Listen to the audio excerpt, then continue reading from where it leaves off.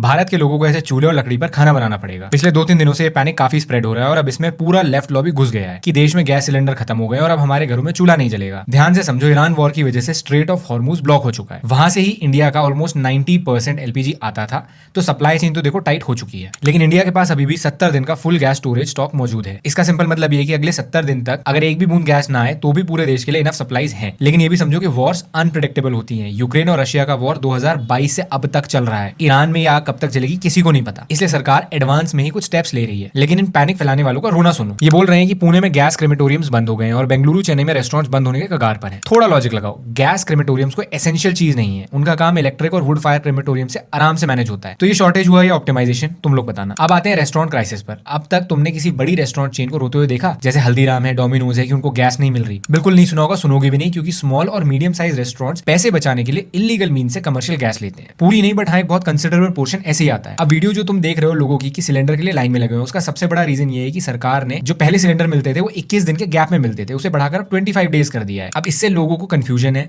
वो 21 दिन के हिसाब से गैस की लाइन में लग रहे हैं और वहां पर जो गैस गोदाम वाले हैं वो गैस देने से मना कर रहे हैं। ठीक है, तो इस वजह से भीड़ और ज्यादा बढ़ रही है।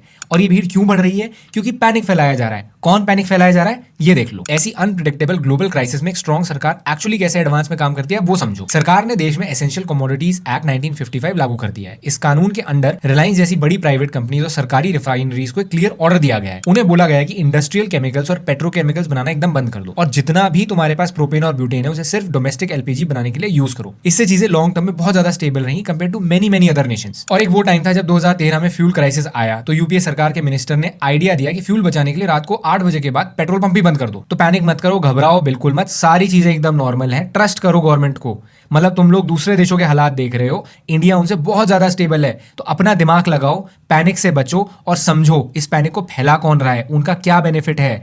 वो दिखाना चाहते हैं कि देश एक बहुत खराब कंडीशन में है, जो सच नहीं है। अपना दिमाग लगाओ, थोड़ा फैक्ट चेक करो। चैट जीपीटी फ्री है, जेमिनी फ्री है। ओवर टू यू, कमेंट्स में बताओ क्या थॉट्स हैं।